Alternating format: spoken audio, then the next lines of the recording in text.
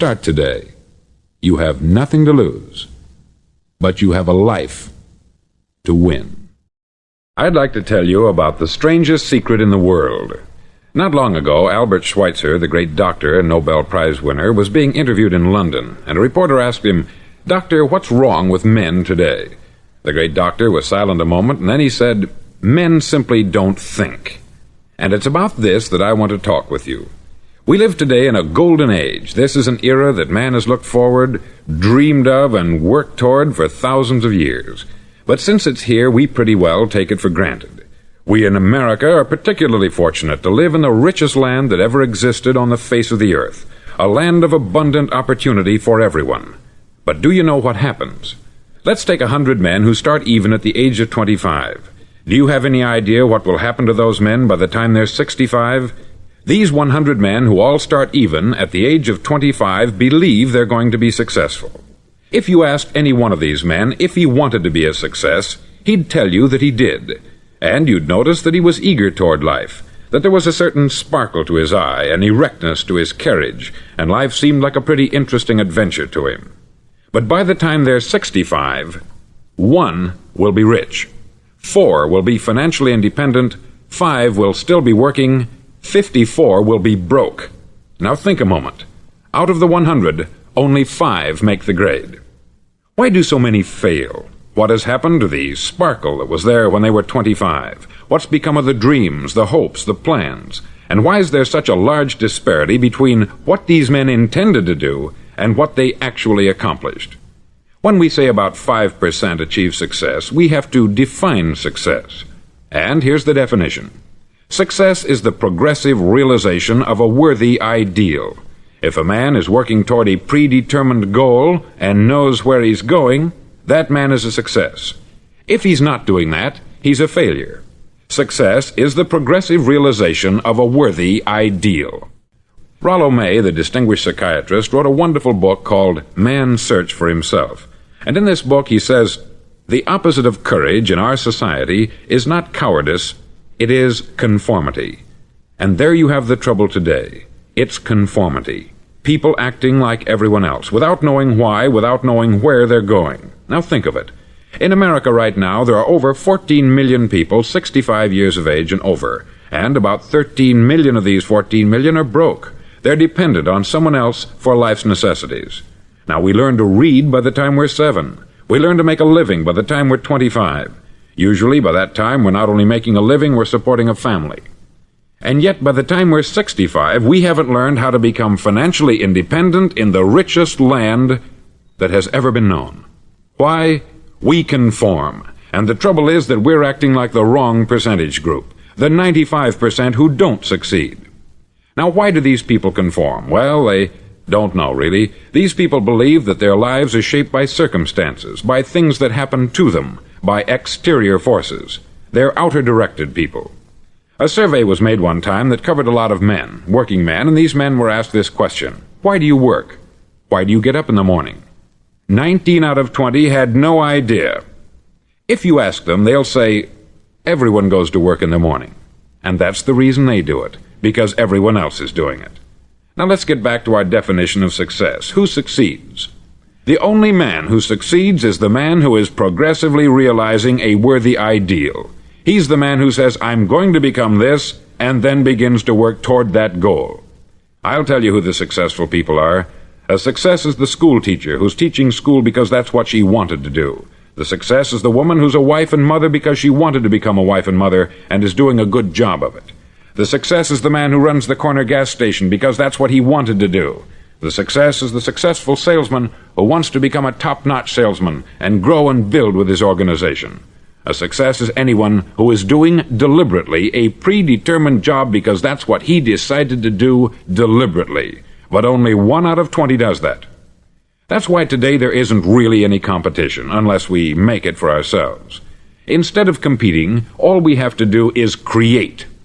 Now, for 20 years, I looked for the key which would determine what would happen to a human being. Was there a key I wanted to know which would make the future a promise that we could foretell to a large extent?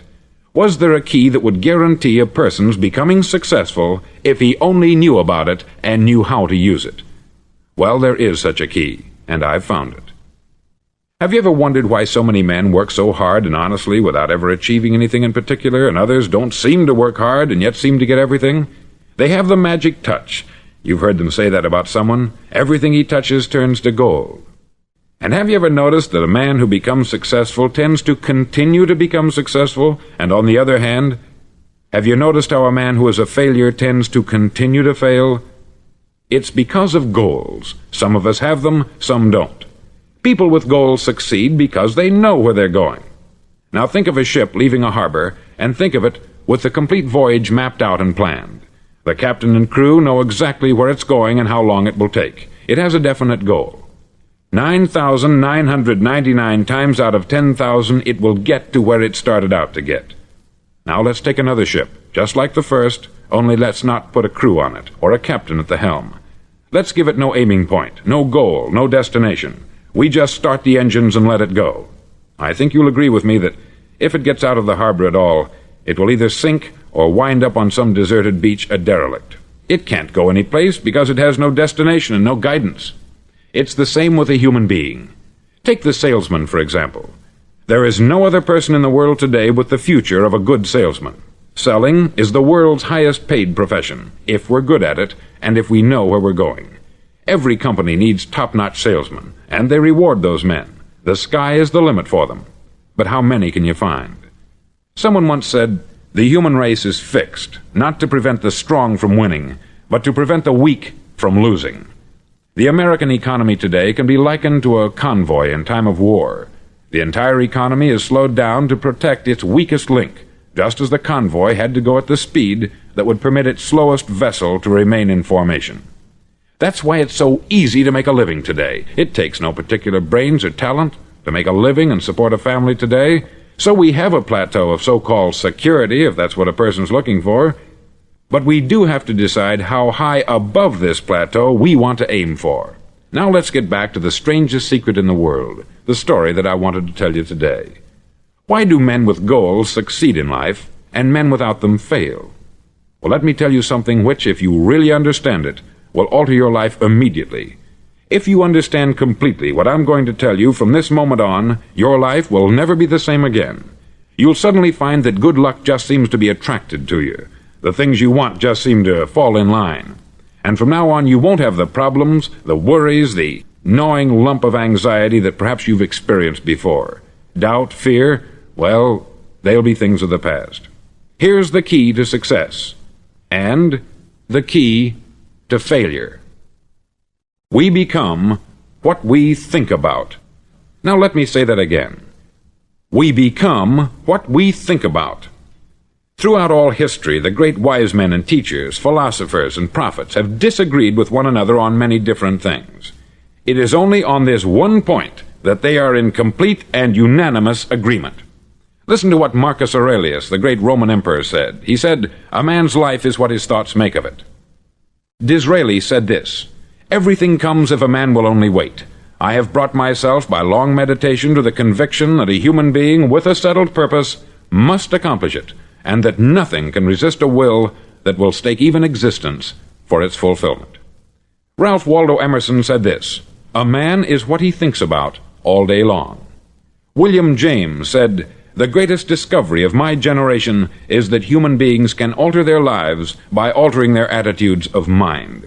And he also said, "We need only in cold blood act as if the thing in question were real, and it will become infallibly real by growing into such a connection with our life that it will become real. It will become so knit with habit and emotion that our interest in it will be those which characterize belief." He also said this, "If you only care enough for a result, you will almost certainly attain it. If you wish to be rich, you will be rich. If you wish to be learned, you will be learned. If you wish to be good, you will be good. Only you must then really wish these things, and wish them exclusively, and not wish at the same time 100 other incompatible things just as strongly." In the Bible you read, in Mark 9:23, "If thou canst believe, all things are possible to him that believeth." Dr. Norman Vincent Peale said this, "This is one of the greatest laws in the universe.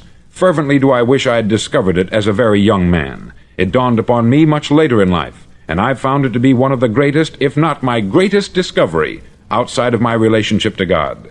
And the great law, briefly and simply stated, is that if you think in negative terms, you'll get negative results. If you think in positive terms, you will achieve positive results. That is the simple fact which is at the basis of an astonishing law of prosperity and success. In 3 words, believe and succeed. William Shakespeare put it this way: "Our doubts are traitors, and make us lose the good we oft might win, by fearing to attempt." George Bernard Shaw said, "People are always blaming their circumstances for what they are. I don't believe in circumstances. The people who get on in this world are the people who get up and look for the circumstances they want, and if they can't find them, make them." Well, it's pretty apparent, isn't it? And every person who discovered this for a while believed that he was the first one to work it out. We become what we think about. Now, it stands to reason that a person who's thinking about a concrete and worthwhile goal is going to reach it, because that's what he's thinking about. And we become what we think about. Conversely, the man who has no goal, who doesn't know where he's going, and whose thoughts must therefore be thoughts of confusion and anxiety and fear and worry, becomes what he thinks about. His life becomes one of frustration, fear, anxiety, and worry. And if he thinks about nothing, he becomes nothing. Now, how does it work? Why do we become what we think about? Well, I'll tell you how it works as far as we know. Now, to do this, I want to tell you about a situation that parallels the human mind. Suppose a farmer has some land, and it's good, fertile land. Now, the land gives the farmer a choice. He may plant in that land whatever he chooses. The land doesn't care. It's up to the farmer to make the decision. Now, remember, we're comparing the human mind with the land, because the mind, like the land, doesn't care what you plant in it. It will return what you plant, but it doesn't care what you plant. Now, let's say that the farmer has 2 seeds in his hand. One is a seed of corn, the other is nightshade, a deadly poison. He digs 2 little holes in the earth, and he plants both seeds, one corn, the other nightshade. He covers up the holes, waters, and takes care of the land, and what will happen? Invariably, the land will return what is planted. As it's written in the Bible, "As ye sow, so shall ye reap." Remember, the land doesn't care. It will return poison in just as wonderful abundance as it will corn. So up come the 2 plants, one corn, one poison. Now, the human mind is far more fertile, far more incredible and mysterious than the land, but it works the same way. It doesn't care what we plant. Success, failure. A concrete, worthwhile goal, or confusion, misunderstanding, fear, anxiety, and so on. But what we plant, it will return to us. You see, the human mind is the last great unexplored continent on the earth. It contains riches beyond our wildest dreams. It will return anything we want to plant. Now, you might say, well, if that's true, why don't people use their minds more? Well, I think they've figured out an answer to that, too. Our mind comes as standard equipment at birth. It's free, and things that are given to us for nothing we place little value on. Things that we pay money for, we value. The paradox is that exactly the reverse is true. Everything that's really worthwhile in life came to us free. Our mind, our soul, our body, our hopes, our dreams, our ambitions, our intelligence, our love of family and children and friends. All these priceless possessions are free, but the things that cost us money are actually very cheap and can be replaced at any time. A good man can be completely wiped out and make another fortune. He can do that several times. Even if our home burns down, we can rebuild it, but the things we got for nothing, we can never replace. The human mind isn't used merely because we take it for granted. Familiarity breeds contempt. It can do any kind of job we assign to it, but generally speaking, we use it for little jobs instead of big important ones. Universities have proved that most of us are operating on about 10% of our abilities. Decide now, what is it you want? Plant your goal in your mind. It's the most important decision you'll ever make in your entire life. Do you want to be an outstanding salesman, a better worker at your particular job? Do you want to go places in your company, in your community? All you've got to do is plant that seed in your mind. Care for it. Work steadily toward your goal, and it will become a reality. It not only will, there's no way that it cannot. You see, that is a law, like the laws of Sir Isaac Newton, the laws of gravity. If you get on top of a building and jump off, you'll always go down. You'll never go up. And it's the same with all the other laws of nature. They always work. They're inflexible. Think about your goal in a relaxed, positive way. Picture yourself in your mind's eye as having already achieved this goal. See yourself doing the things you will be doing when you've reached your goal. Ours has been called the phenobarbital age, the age of ulcers and nervous breakdowns. At a time when medical research has raised us to a new plateau of good health and longevity, far too many of us worry ourselves into an early grave trying to cope with things in our own little personal ways, without learning a few great laws that will take care of everything for us. These things we bring on ourselves through our habitual way of thinking. Every one of us is the sum total of his own thoughts. He is where he is because that is exactly where he really wants to be, whether he'll admit that or not. Each of us must live off the fruit of his thoughts in the future, because what you think today and tomorrow, next month and next year, will mold your life and determine your future. You're guided by your mind. I remember one time I was driving through Arizona and I saw one of those giant earth-moving machines roaring along the road at about 35 miles an hour with what looked like 20 tons of dirt in it, a tremendous, incredible machine, and there was a little man perched way up on top with the wheel in his hands guiding it. And as I drove along, I was struck by the similarity of that machine to the human mind. Just suppose you're sitting at the controls of such a vast source of energy. Are you going to sit back and fold your arms and let it run itself into a ditch? Or are you going to keep both hands firmly on the wheel and control and direct this power to a specific, worthwhile purpose? It's up to you. You're in the driver's seat. You see, the very law that gives us success is a two-edged sword. We must control our thinking. The same rule that can lead a man to a life of success, wealth, happiness, and all the things he's ever dreamed of for himself and his family, that very same law can lead him into the gutter. It's all in how he uses it, for good or for bad. This is the strangest secret in the world. Now, why do I say it's strange, and why do I call it a secret? Actually, it isn't a secret at all. It was first promulgated by some of the earliest wise men, and it appears again and again throughout the Bible. But very few people have learned it, understand it. That's why it's strange, and why, for some equally strange reason, it virtually remains a secret. I believe that you could go out and walk down the main street of your town and ask one man after another what the secret of success is, and you probably wouldn't run into one man in a month who could tell you. Now, this information is enormously valuable to us, if we really understand it and apply it. It's valuable to us not only for our own lives, but the lives of those around us, our family, employees, associates, and friends. Life should be an exciting adventure. It should never be a bore. A man should live fully, be alive. He should be glad to get out of bed in the morning. He should be doing a job he likes to do because he does it well. One time I heard Grove Patterson make a speech, the editor-in-chief of the Toledo Daily Blade, and as he concluded his speech, he said something that I've never forgotten. He said something like this: "My years in the newspaper business have convinced me of several things, among them that people are basically good, and that we came from someplace, and we're going someplace. So we should make our time here an exciting adventure. The architect of the universe didn't build a stairway leading nowhere."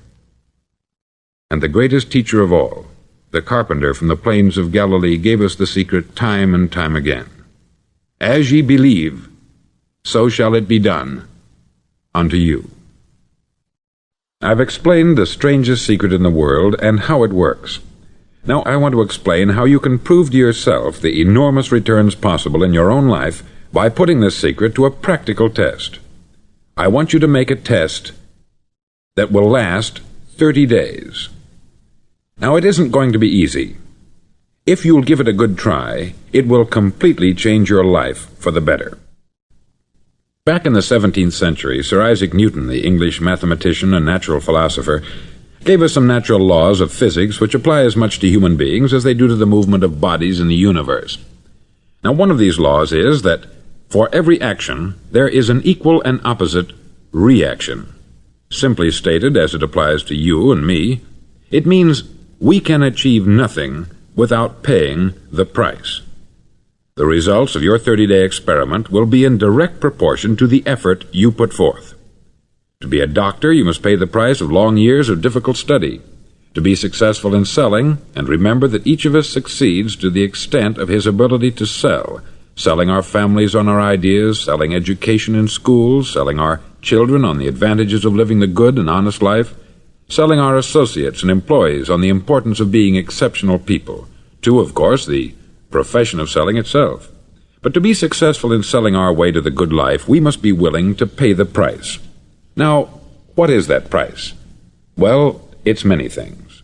First, it's understanding emotionally, as well as intellectually, that we literally become what we think about, that we must control our thoughts if we're to control our lives. It's understanding fully that, as ye sow, so shall ye reap. Secondly, it's cutting away all the fetters from the mind and permitting it to soar as it was divinely designed to do. It's the realization that your limitations are self-imposed, and that the opportunities for you today are enormous beyond belief. It's rising above narrow-minded pettiness and prejudice. Thirdly, to use all your courage to force yourself to think positively on your own problem, to set a definite and clearly defined goal for yourself, to let your marvelous mind think about your goal from all possible angles, to let your imagination speculate freely upon many different possible solutions, to refuse to believe there are any circumstances sufficiently strong to defeat you in the accomplishment of your purpose, to act promptly and decisively when your course is clear, and to keep constantly aware of the fact that you are, at this moment, standing in the middle of your own acre of diamonds, as Russell Conwell used to point out. Fourth, save at least 10% of what you earn. It's also remembering that no matter what your present job, it has enormous possibilities if you're willing to pay the price. Now let's just go over the important points in the price each of us must pay to achieve the wonderful life that can be ours. It is, of course, worth any price. 1. You will become what you think about. 2. Remember the word imagination. Let your mind soar. 3. Courage. Concentrate on your goal every day. 4. Save 10% of what you earn. And action. Ideas are worthless unless we act on them. Now I'll try to outline the 30-day test I want you to make. Now keep in mind that you have nothing to lose by making this test, and everything you could possibly want to gain. There are two things that may be said of everyone. Each of us wants something, and each of us is afraid of something.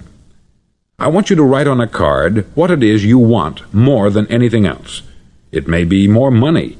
Perhaps you'd like to double your income or make a specific amount of money. It may be a beautiful home. It may be success at your job. It may be a particular position in life. It could be a more harmonious family. Each of us wants something. Write down on your card specifically what it is that you want. Make sure it's a single goal and clearly defined. You needn't show it to anyone, but carry it with you so that you can look at it several times a day. Think about it in a cheerful, relaxed, positive way each morning when you get up, and immediately you have something to work for, something to get out of bed for, something to live for. Look at it every chance you get during the day and just before going to bed at night. As you look at it, remember that you must become what you think about, and since you're thinking about your goal, you realize that soon it will be yours. In fact, it's yours really the moment you write it down and begin to think about it. Look at the abundance all around you as you go about your daily business. You have as much right to this abundance as any other living creature. It's yours for the asking. Now we come to the difficult part. Difficult because it means the formation of what is probably a brand new habit, and new habits are not easily formed. Once formed, however, it'll follow you for the rest of your life. Stop thinking about what it is you fear. Each time a fearful or negative thought comes into your consciousness, replace it with a mental picture of your positive and worthwhile goal. There will come times when you will feel like giving up. It's easier for a human being to think negatively than positively. That's why only 5% is successful. You must begin now to place yourself in that group. For 30 days you must take control of your mind. It will think only about what you permit it to think. Each day for this 30-day test, do more than you have to do. In addition to maintaining a cheerful, positive outlook, give of yourself more than you've ever done before. Do this knowing that your returns in life must be in direct proportion to what you give. The moment you decide on a goal to work toward, you're immediately a successful person. You're then in that rare and successful category of people who know where they're going. Out of every 100 people, you belong to the top 5.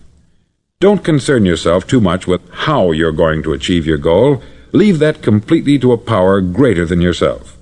All you have to do is know where you're going. The answers will come to you of their own accord. Remember these words from the Sermon on the Mount, and remember them well. Keep them constantly before you this month of your test. Ask, and it shall be given you. Seek, and ye shall find. Knock, and it shall be opened unto you.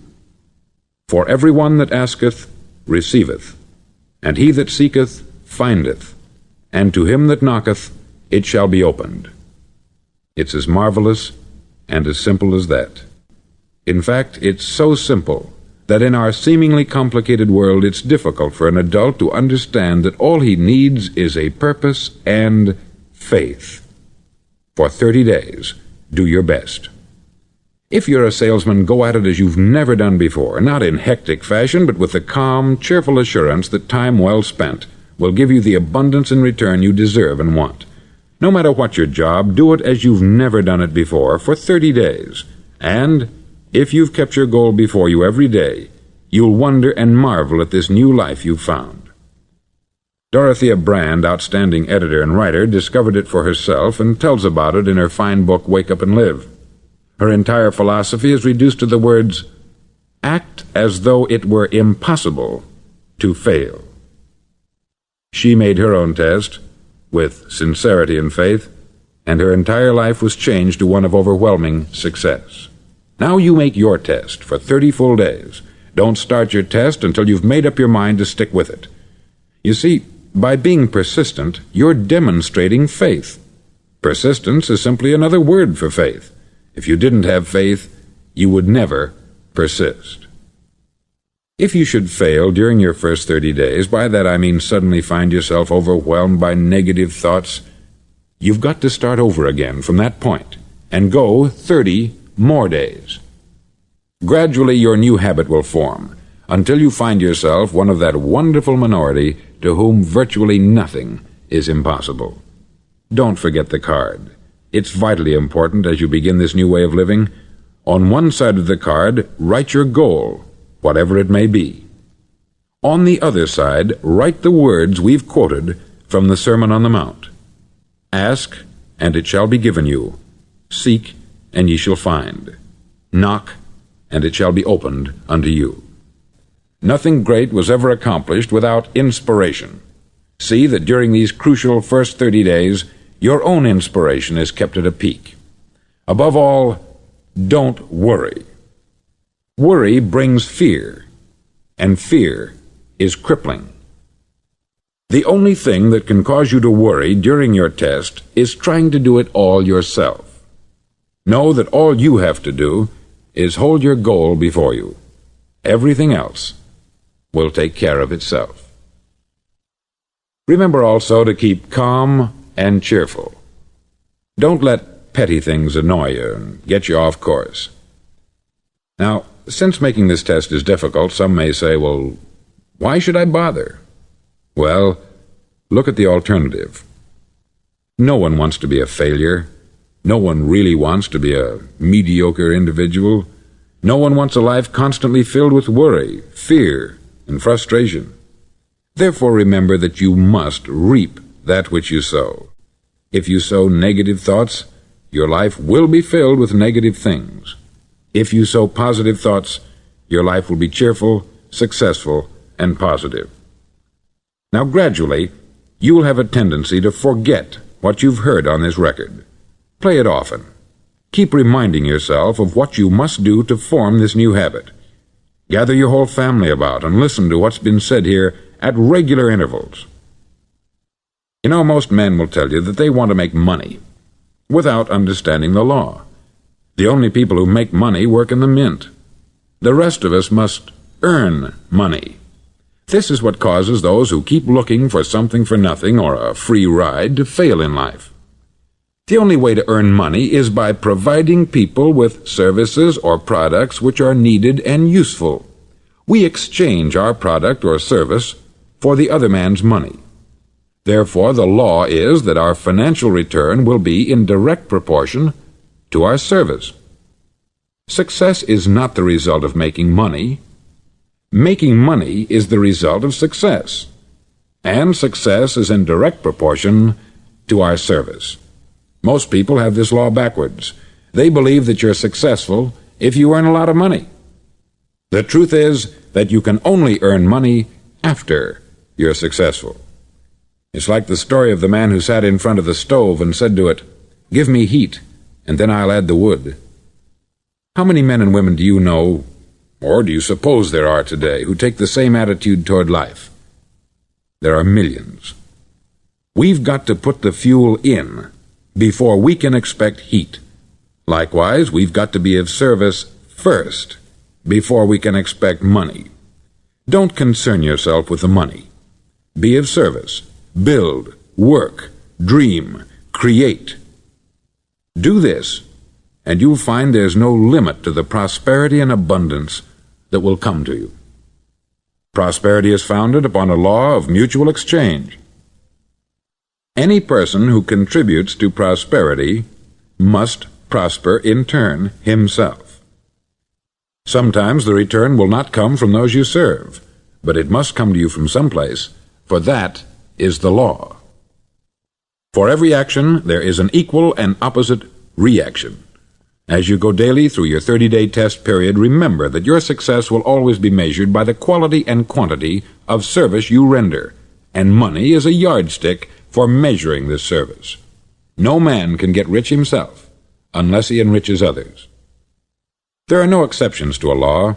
You can drive down any street in America and from your car estimate the service that's being rendered by the people living on that street. Had you ever thought of this yardstick before? It's interesting.